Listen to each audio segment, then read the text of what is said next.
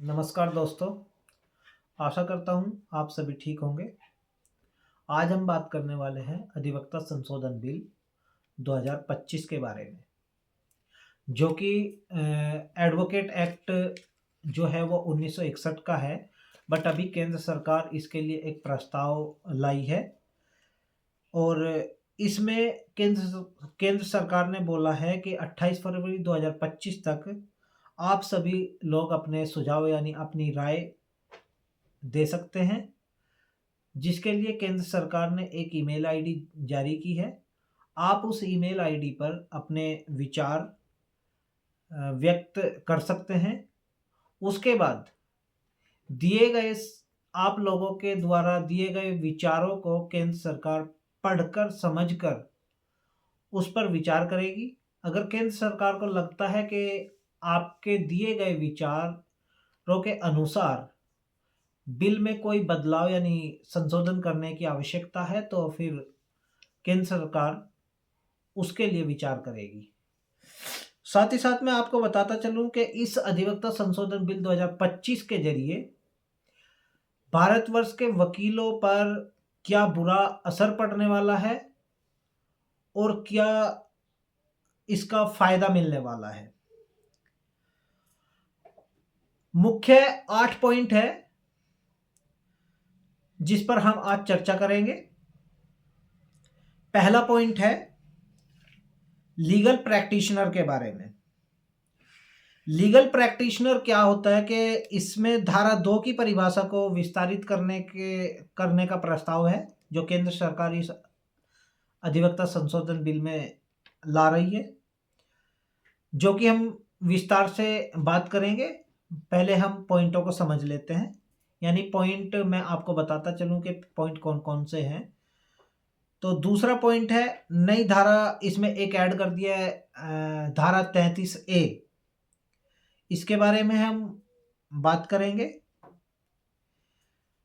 तीसरा पॉइंट है धारा 35A यानी 35A के बारे में बात करेंगे। धारा 4 को संशोधित करने का प्रस्ताव केंद्र सरकार के द्वारा लाया गया है।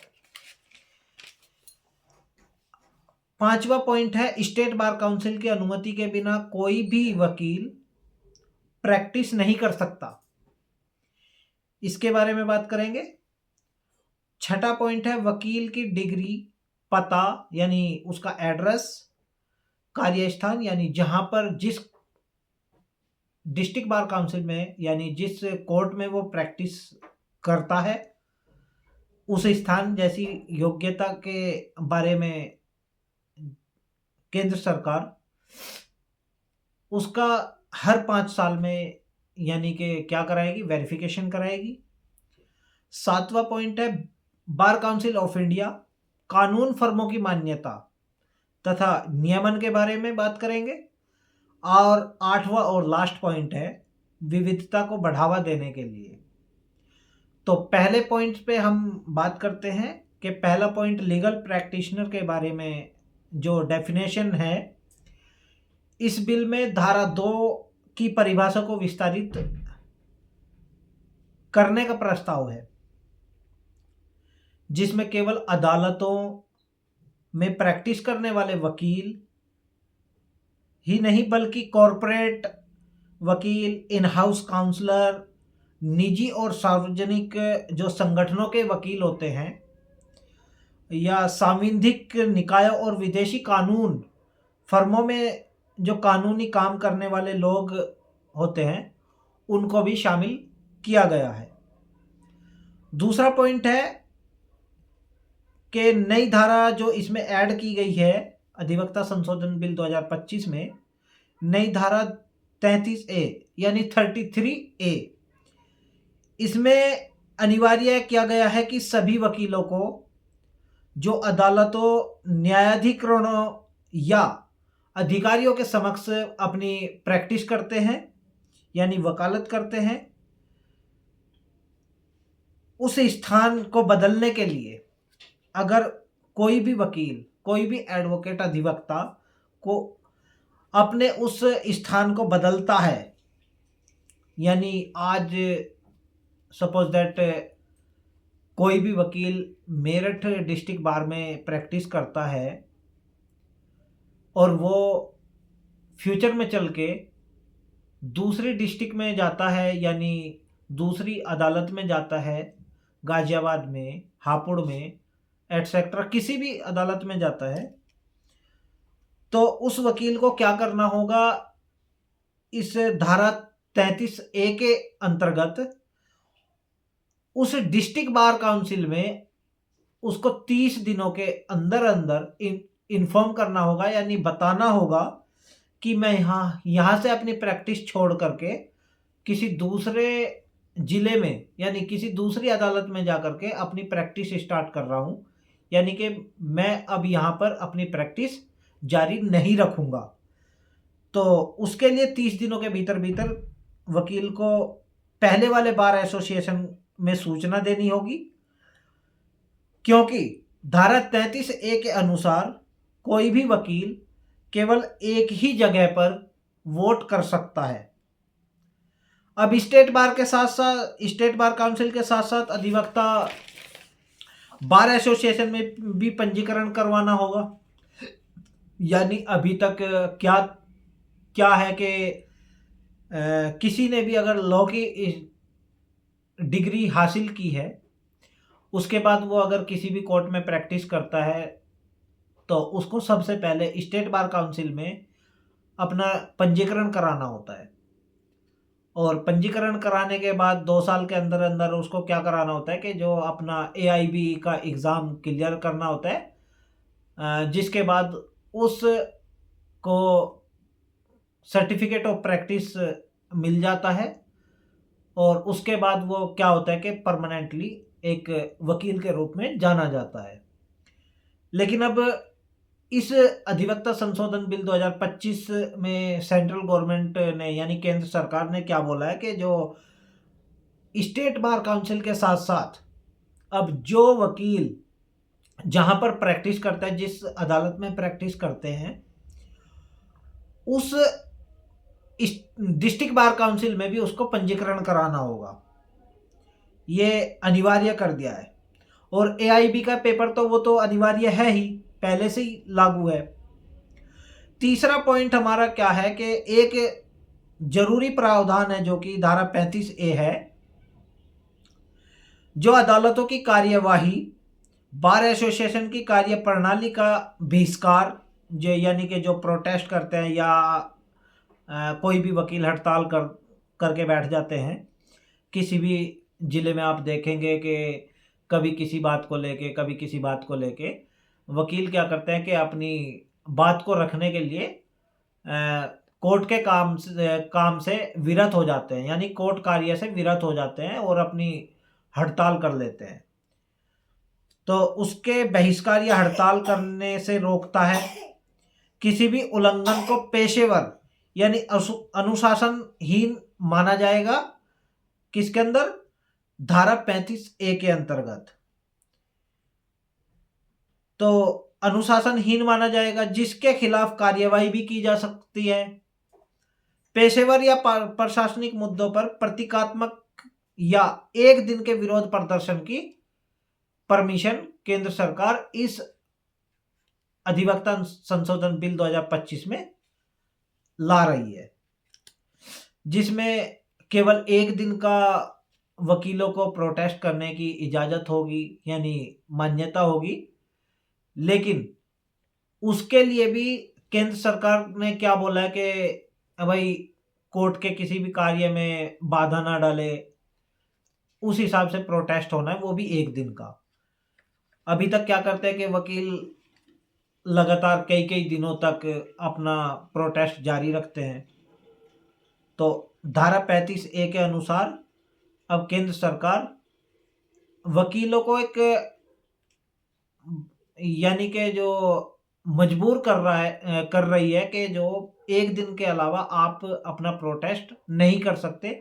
और उस एक दिन के प्रोटेस्ट में भी केंद्र सरकार का कहना है कि कोर्ट का कोई भी कार्य जो है विघ्न नहीं होना चाहिए, यानी काम बंद नहीं होना चाहिए, कोई भी कोर्ट के किसी भी कार्य में बाधा नहीं होनी चाहिए।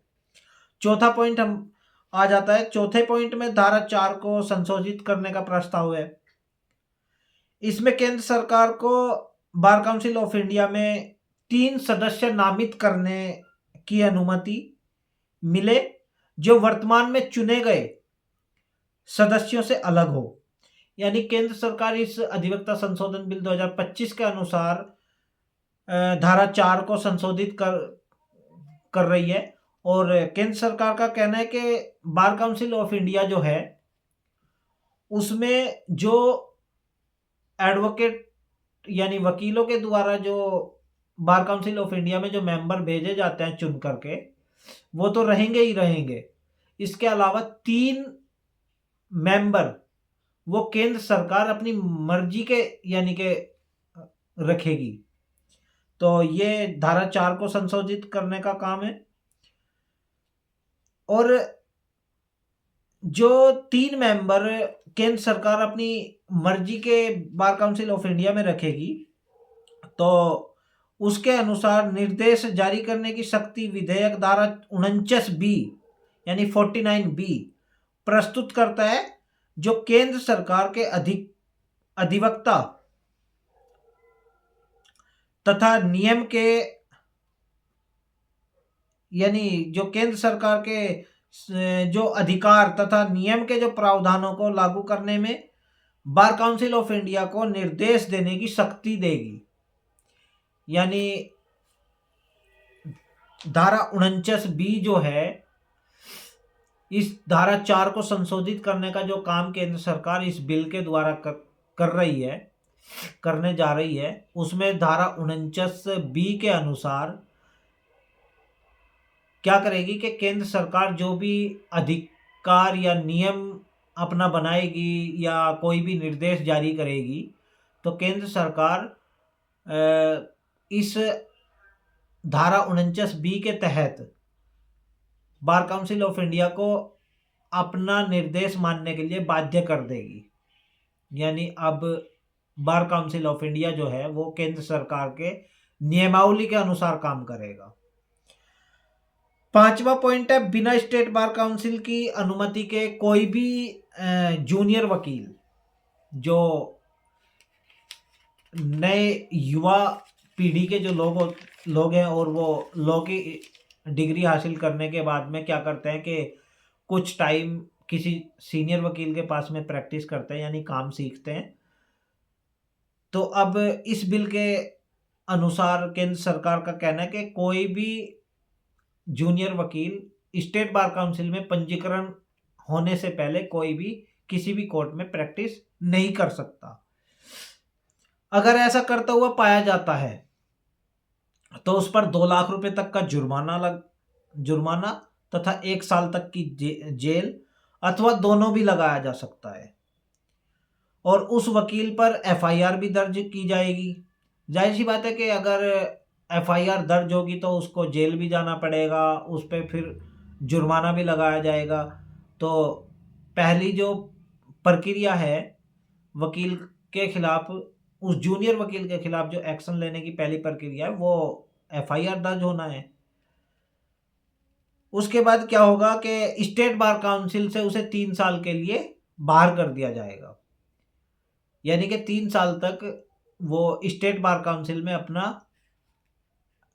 पंजीकरण नहीं करा सकता। और यहीं तक सीमित नहीं रहेगा, 3 साल जब कंप्लीट उसके हो जाएंगे स्टेट बार काउंसिल में पंजीकरण कराने के लिए, जब वो बाध्य होगा, तो उसके बाद भी 2 साल के बाद वो स्टेट बार काउंसिल में अपना पंजीकरण करा सकेगा।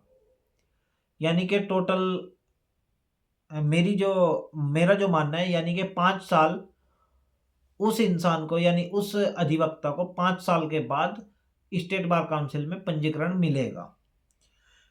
6वां पॉइंट हमारा आता है, इसमें वकील की डिग्री, पता, कार्यस्थान जैसी योग्यताओं को बार बार सत्यापन किया जाएगा।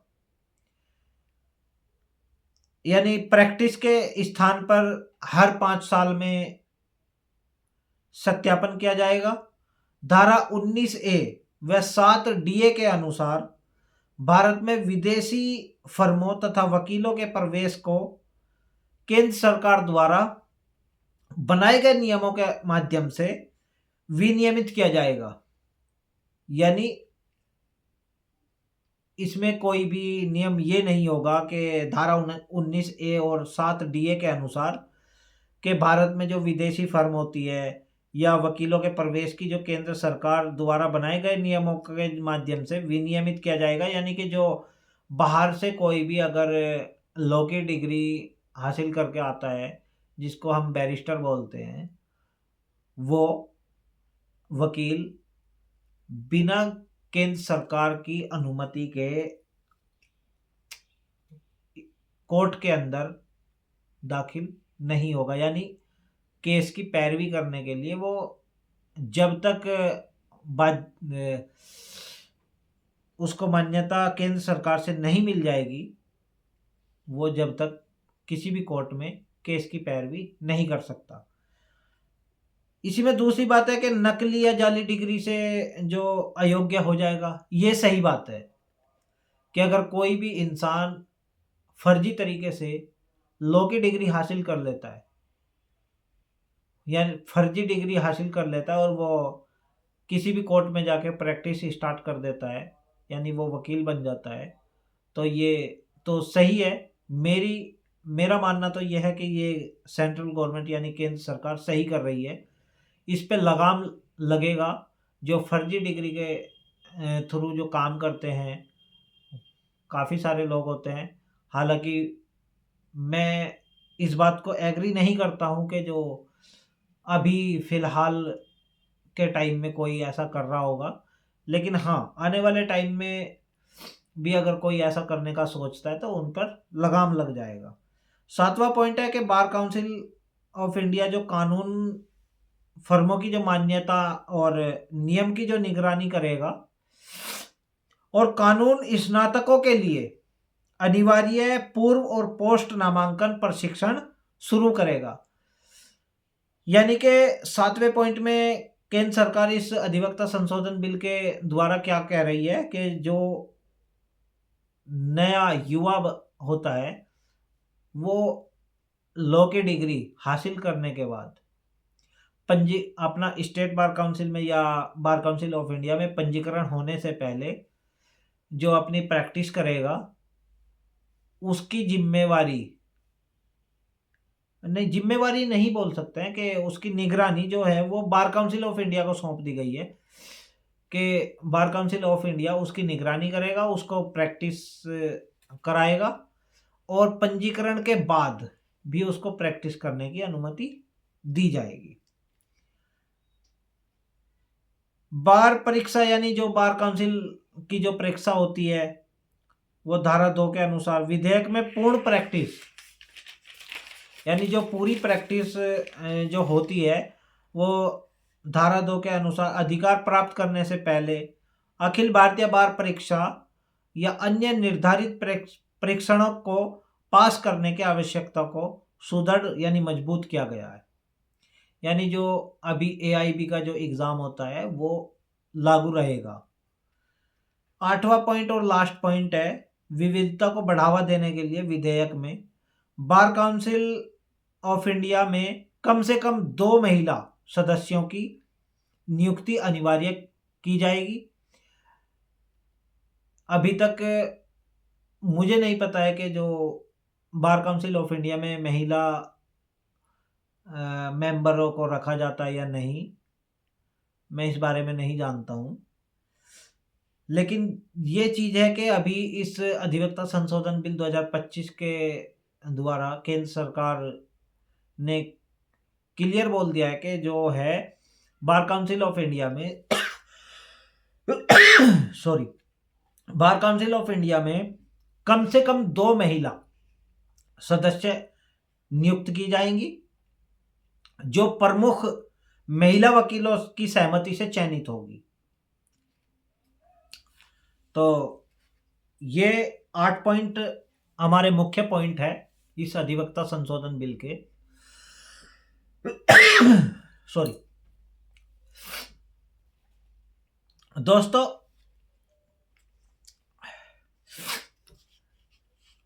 आपकी क्या राय है? आप अपनी राय को कमेंट बॉक्स में दीजिए, चैनल को सब्सक्राइब करिए और लाइक करिए। धन्यवाद।